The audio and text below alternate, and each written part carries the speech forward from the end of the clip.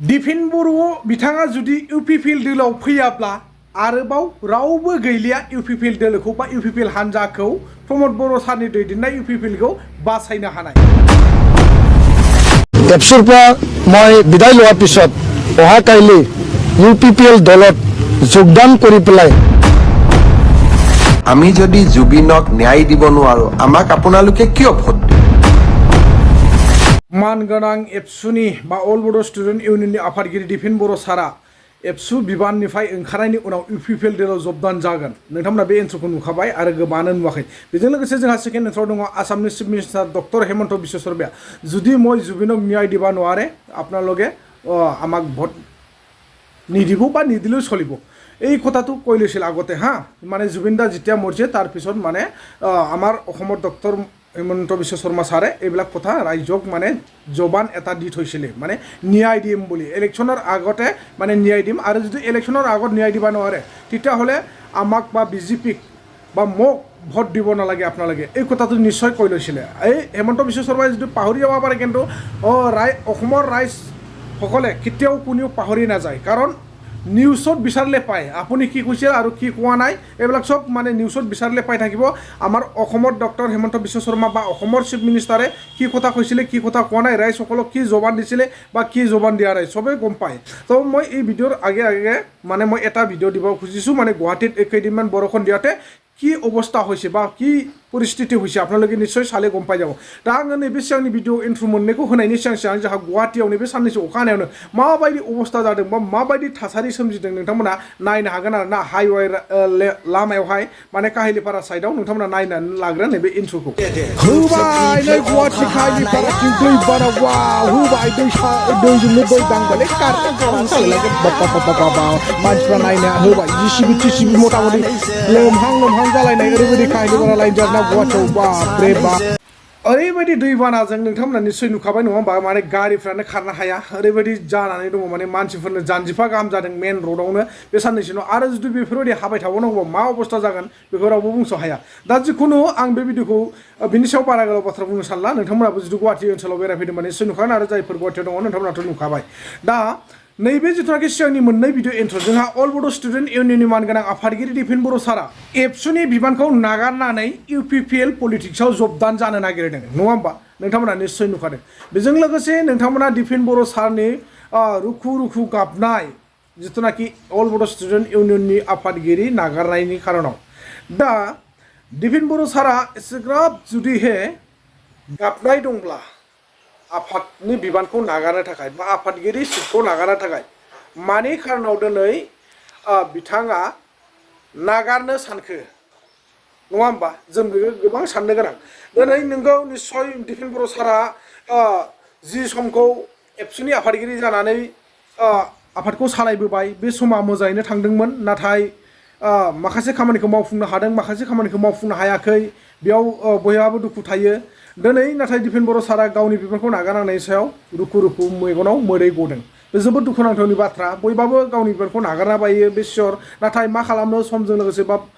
बैसोजों लोगोसे बा थासारिजों लोगोसे जोङो गासिबो बेफोरबायदिनो मोनफा मोनफा नागारनो गोनां जायो। एबसुर পৰা মই বিদায় লোৱাৰ পিছত অহাকাইলৈ UPPL দলত যোগদান কৰি পেলাই বড়ো জাতিৰ স্বাভিমানক আগ ধৰি বড়োলেণ্ড অঞ্চল বিটিআৰ অঞ্চলত 35 লাখ জাতি জনগোষ্ঠী 26টাকৈ জাতি জনগোষ্ঠী, তেওঁলোকৰ ভাষা কলা সংস্কৃতি, তেওঁলোকৰ মাটি বাৰীৰ অধিকাৰৰ কথা, তেওঁলোকৰ যিখিনি সা সুবিধা যিবিলাক সমস্যাৰ কথা সকলোকে একত্ৰিত কৰি পেলাই জাতীয় চেতনা সামাজিক চেতনা আৰু সকলো জাতিৰ আৱেগ অনুভূতিক সন্মান জনাই মই আগবাঢ়ি যাম। बंद करो हाथ जोड़ के मैं मोदी साहब से गुजारिश करता हूँ। नाथाय दिनैनि दिनाव दिपेन बर' सारा एबसुनि बिबानखौ नागारनानै बबेबा मोनसे पलिटिक्सआव जयनिं जाहैसिगोनखौ खुद गावनो बुंनानै लादों। निश्चय खोनाखाबाय आरो निश्चय नोंथांमोना खोनायाखैबो जानांगौ, नोंथांमोना सिगांनि इन्ट्र'आवनो खोनाखादों, आं इन्ट्र'आवनो खोनाखादों बबे दोलोआव जोंहा दिपेन बर' सारा जयनिं जाहैगोन। दा आं बेखौसो सानदों बिथाङा एबसुनि बिबानखौ नागारनानै बा नागारखालिनो नागारनाय लोगो लोगोनो UPPL दोलोआव नङा होमबा UPPL दोलोआव जबदान जाहैसिगोन बा पलिटिक्सआव जबदान जासिगोन लोगो लोगो आं आसरित जादों। नोंथांमोना मा सानदों आं बेखौ जेबो मिथिया आंनि आसरित जानाय बाथ्रा बेनो जे बिथाङा जुदि एबसुनि बिबानखौ नागारनो गोसो गैयामोन मिथिबायना एबसुनि बिबानखौ बा आफादगिरि बिबानखौ बिथाङा नागारनो गोसो गैयामोन आंनि साननायाव नाथाय माया नागारहोखो होनोब्ला पलिटिक्सआ राजनितिकआ बिथांखौ बोबोबाय दिपेन बर' बिथाङा जुदि UPPL दोलोआव फैयाब्ला आरोबाव रावबो गैलिया UPPL दोलोखौ बा UPPL हान्जाखौ प्रमद बर' सारनि दैदेननाय UPPLखौ बासायनो हानाय नङा होमब्ला नैबेबायदि जानानै दङ थारमाने UPPL दोलोआ साफा थैलांजोबनो हमबाय थारैनो बेबाराव माने रावबो फोथायनाय नंलिया UPPL दोलोखौ UPPL दोलोआव रावबो भट सट होनाय नंलिया UPPL दोलोआ आरो जिन्दगि सिखारफिननो हानाय नंलिया नैबे बाथ्राखौ साननानैनो दिनैनि दिनाव अल बड' स्टुडेन्ट इउनियननि मानगोनां आफादगिरि दिपेन बर' सारा गावनि बेसेन गोसा हारि सिबिनाय अल बड' स्टुडेन्ट इउनियननि आफादगिरि बिबानखौ नागारनानै UPPL दोलोआव जबदान जानो ओंखारबाय साननैसोबो बिथाङा दिनैनि दिनाव रेस्ट लायासै साननैसोबो बिथांखौ रेस्ट लानाय नुदिया दिनैनि दिनाव बिथाङा गावनि बिबानखौ नागारनाय लोगो लोगोनो थोंजोङै बिथाङा नागारखालिनो आङो अल बड' स्टुडेन्ट इउनियननिफ्राय आफादनिफ्राय बे बिबानखौ नागारनानै आं UPPL दोलोआव जबदान जाहैगोन जबदान जानानै आङो हारिनि थाखाय खामानि मावगोन होननानै बुंबाय नङाब्ला दिनैनि दिनाव बेनो बाथ्राया साननो गोनाङा जुदि अल बड' स्टुडेन्ट इउनियननि मानगोनां आफादगिरि दिपेन बर' सारा जुदि UPPL दोलोआव फैयाब्ला UPPL दोलोखौ आरो जिन्दगि माब्लाबाबो नुनाय नंला आरो UPPLनि नामखौनो खोनानाय नंला नङा होमबा बेबायदि अबस्थायाव जानो थांदों बेखायनो दिनै अल बड' स्टुडेन्ट इउनियननि मानगोनां आफादगिरि दिपेन बर' सारा UPPL दोलोआव जबदान जानायनि उनाव रायजो राजाफोरखौ फोजाखांफिननो नागिरदों रायजो राजाफोरनाव मोनसे फोथायनायखौ खोलैफिननो नागिरदों जे UPPL दोलोआनो मोजां UPPL हान्जायानो मोजां नोंथांमोना UPPL दोलोआवनो भट हो होननानै बिथाङा बुंनो नागिरदों जों मिथिखागौ बै समावनो मानगोनां अल बड' स्टुडेन्ट इउनियननि आफादगिरि दिपेन बर'नि गोसो गोरबोनि सिङाव मा साननानै दङ आरो दिपेन बर' सारनि थांखिया मामोन बिथाङा बै समावनो जेब्ला गाव अल बड' स्टुडेन्ट इउनियननि आफादगिरियाव थाबाय थादों अब्लानो बिथाङा मा खालामदोंमोन मिथियोना हेलिकप्टार गाखोलायनानै सनितपुर जिल्ला रांगापारायाव थांनानै बिथाङा रायजो राजाखौ खावलायहैदों जे BJPनो भट हो होननानै नङा होमबा बै बारावनो जों मिथिनानै मोनखानाय बा बुजि मोनखाजोबनाय नाथाय दिनै बै जोंनि साननाया दिनै मोगथाङाव महर मोनदों आरोखि दिपेन बर' सारनि गोसो गोरबोनि साननाय हनाया गासिबो दिनै रायजो राजानि सिगाङाव गोसारजोब्बाय नोंथांमोना आंनि बुंनाय नङा बे रावा नोंथांमोना दिपेन बर' सारा खुद गावनो बुंना लादों जे एबसुनि बिबानखौ नागारनायनि उनावनो बिथाङा UPPL दोलोआव जबदान जासिगोन होननानै बुंनायखौ अब्ला दिनैनि दिनाव जों सोर आफादगिरिखौ सोर सेक्रेटारिखौ सोर दैदेनगिरिखौ फोथायबावगोन जोङो सोरखौ फोथायबावगोन जोङो एबसु आफादा दंना गैला जों मा दा गोसोआव जोंहा कनफिउस जाबाय गाबोननि दिनावबा सोर जेन'बा गोदान आफादगिरि जाखो बिनि उनावब्ला बे बिथाङा बेसे बोसोर थागोन बेसे गोबाव आफादगिरि बिबानखौ सालायगोन बेसेबां गोबावसिमबा बिथाङा हारिनि थाखाय सेक्रिफाइस खालामगोन बिनि उनावबा गाबोन समफोर बबे मोनसे पलिटिक्सआव आगान होगोन बा बबे मोनसे पलिटिक्सआवबा हाबहैगोन अब्ला जों सोरखौ फोथायबावनो दिनै जिथु अल बड' स्टुडेन्ट इउनियननि सुबुंफ्रानो बिबान मोननायनि उनाव 5 बोसोर 10 बोसोर सालायनायनि उनाव ग्रोबनो आरो पलिटिक्सआव हाबोब्ला 5 बोसोर सालायलायबाय ग्रोबनो पलिटिक्सआव थाङोब्ला 5 बोसोर सालायलायबाय ग्रोबनो पलिटिक्सआव थाङोब्ला अब्ला जों सोरखौ फोथायबावगोन जोङो अल बड' स्टुडेन्ट इउनियननि आफादगिरि होननानै सोरखौ फोथायनो हाबावगोन नोंथांमोन आं बारा गोलाव बाथ्राखौ बुंब्ला दुखु मोनगोन गाज्रि मोनगोन नाथाय बुंनो खाबु होदों जों अल बड' स्टुडेन्ट इउनियनखौ जिन्दगि जोङो गाज्रि मोना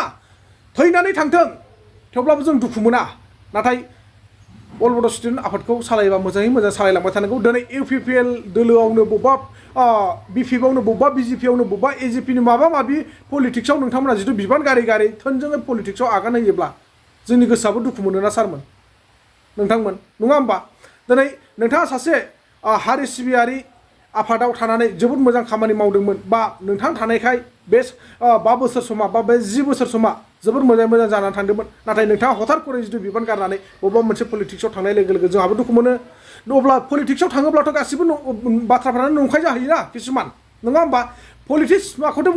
बुंदों फल्स पलिटिक्सआव थायोब्ला पलिटिक्स खालामनो गोनां जायो नङैखौबो नंगौ होननानै बुंनो गोनां जागोन नै बेखायनो जोङो माने पलिटिक्सआव थायोब्ला फोथायनो एसे गोब्राब जायो आरोखि जोङो बुङा सानब्लाबो बुंनांगौ बायद' जाना फैयो दुखु दामोन नोंथांमोना जोंनि बर' फिसा हिसाबै जोङो जाहाथे नोंथाङा थांबाय जेब्ला अल बड' स्टुडेन्ट इउनियननि आफादगिरि बिबानखौ नागारनानै नाथाय जि पलिटिक्सआव थागोन नोंथाङा बे पलिटिक्सआव थानानै अराय सम रायजो राजानि थाखाय मोजाङै मोजां खामानि मावलांगोन बा हाबाफारि मावलांगोन होनना जों मिजिंथिदों गासैबो बर' हारिनि थाखाय बा बर' बिमानि मेगनाव मोदै गनाय रायजो राजा आइ आफाफोरनि थाखाय गांनाय उखैनायफोरखौ सुफुंना होगोन होननानै जों मिजिं थिसननाय थाबाय मानगोनां अल बड' स्टुडेन्ट इउनियननि बिबान एंगारनाय दिपेन बर' सारनिसिम दानिया जोङो फैदो सेकेन्ड इन्ट्र'आव जोंहा माननीय अखमर डक्टर हिमन्त बिश्व शर्मा बा अखमर चिफ मिनिस्टार তেওঁ কৈছিল আগতে জুবিন দা মৰাৰ পিছত যেতিয়ালৈকে আমি জুবিনৰ ন্যায় দিব নোৱাৰে তেতিয়ালৈকে আমি বহি নাথাকোঁ বা আপোনালোকে আমাক বা মোক বা বিজেপিক ভোট দিব নালাগে যিদিনাখন মই বিফল হ'ম সিদিনাখন আপোনালোকে মোক শাস্তি দিব কিছুমানে কৈছে যে 26ত ভোট নিদিওঁ সি স্পষ্ট কথা আমি যদি জুবিনক ন্যায় দিব নোৱাৰো আমাক আপোনালোকে কিয় ভোট দিব নিদিয়াটো স্বাভাৱিক আৰু তাক আমি মানিও ল'ব লাগিব ये बड़ी अच्छी बात कही आप ন্যায় কোনে দিয়ে ন্যায় কোৰ্টে দিয়ে আৰু কোৰ্টেতো ইলেকশ্যন নেখেলে মই কৈছোঁ কি ন্যায় কোনে দিয়ে কোৰ্টে দিয়ে কোৰ্টেতো ইলেকশ্যন নেখেলে কোৰ্টত আৰ্গুমেণ্ট হয় গতিকে যিসকলে ন্যায় বিচাৰে তেওঁলোকে আদালতত গৈ উকিল লগাব লাগে আৰু আদালতত ভাল আৰ্গুমেণ্ট কৰাব লাগে আমিও কৰাই আছোঁ কিন্তু ন্যায় নহ'লে ভোট নিদিওঁ এটা জাজেতো ইলেকশ্যনে নেখেলে अरे झूठ बोल रहा है ये झूठ बोल रहा है कोई तरीका है भीख मांगने का আজিৰ দিনত আহি ইলেকশ্যন যেতিয়া ওচৰত আহি পাই গ'ল যেতিয়া ইলেকশ্যনটো ওচৰত আহি পাইছে তেতিয়া কি কৈছে জুবিন দাক ন্যায় দিবলৈ আমি কোন হয় জুবিন দাক ন্যায় দিবৰ কাৰণে আমি কোন হয় আমি অসমৰ এজন চিফ মিনিষ্টাৰহে ন্যায় দিব ক'তহে দিব বোলে এতিয়া ইলেকশ্যন অহাৰ কাৰণে তেওঁক মানে ভোট লগা কাৰণে ৰাইজৰ আগত কি কথা ক'লে এতিয়া ভাবিছা সেই কাৰণে সি মানে ভোট লাগে তাক বুজি পাইছে না জুবিন দাক মোৰ মতে কেতিয়াও সি ন্যায় দিব নোৱাৰে আৰু দিবই নোৱাৰিব কি কৰিলে সেইকাৰণে সি ইলেকশ্যন আগে অৰুণোদয়ক 9,000 টকা সোমাই দিলে এই কিবা কিবি আঁচনি নামত 10,000 টকা তিৰিসকলক বা মাইকীসকলক দিলে পুচলাই আছে আৰু কি পুচলাই আছে মাইকীবিলাকক কাৰণ মতাবিলাক ভোট দিয়া নিদিয়া মানে তিৰিৰ ওপৰতো আহি যাব না তিৰি টানি আনিব তাক মানে বিজেপিত ফৰম ফুলৰ ছবিত ভোট দিয়ক বোলে তিৰিয়ে তাক আদত ধৰি আনি পেলাই ক'ব নহ'লে আমি 9,000 টকাটো নাপাওঁ নহ'লে আমি অৰুণোদয়টো নাপাওঁ অৰুণোদয় খাই কাৰোবাৰ পেট ভৰিছে না পৰিছে জানো পেট ভৰা নাই কাৰো পেট ভৰা নাই অৰুণোদয় খাই কিন্তু আপোনালোকে চিন্তা চৰ্চা কৰি পেলাই ভোটটো দিব আমিতো একো ক'ব নাযাওঁ কিন্তু মই অসমৰ বাসিন্দাসকলক আমাৰ যিটো নেকি অসমীয়াসকলক মই ক'ব খুজিছোঁ আপোনালোকে কি জুবিন দাক ন্যায় নাপালেও বিজেপি চৰকাৰক ভোট দিব নেকি জুবিন দাৰ ন্যায় নাপালেও আপোনালোকে বিজেপি চৰকাৰক বা হিমন্ত বিশ্ব শৰ্মাক জিতাই দিব নেকি এইবাৰ 2026 ইলেকশ্যনত এতিয়া যে আমাৰ অসমৰ ডক্টৰ হিমন্ত বিশ্ব শৰ্মা কি কৈছে সেই ন্যায় দিব নোৱাৰে কাৰণ গম পাইছে না সেই ন্যায় দিব নোৱাৰে ন্যায় দিব ক'তহে দিব জাছে দিব জাছেতো ইলেকশ্যন নেখেলে ক'তটোতো ইলেকশ্যন নেখেলে পাপা ডাইলগ নাচাই কিয় যেতিয়া ইলেকশ্যন আহিছে তেতিয়া মানে তাৰ কথা মই ভাবোঁ অসমৰ বাসিন্দাসকল যিসকল ভূমিপুত্ৰ অসমৰ আপোনালোকে হিমন্ত বিশ্ব শৰ্মাক ছাইড কৰি দিয়ক যি নহওক লাগিলে বিজেপি চৰকাৰকে দিবি ভোটটো কিন্তু আপোনালোকে অসমৰ হয় অসমৰ বিভিন্ন জাতি জনগোষ্ঠীৰ লগ লাগি এইবাৰ ডক্টৰ হিমন্ত বিশ্ব শৰ্মাক আউট কৰাটো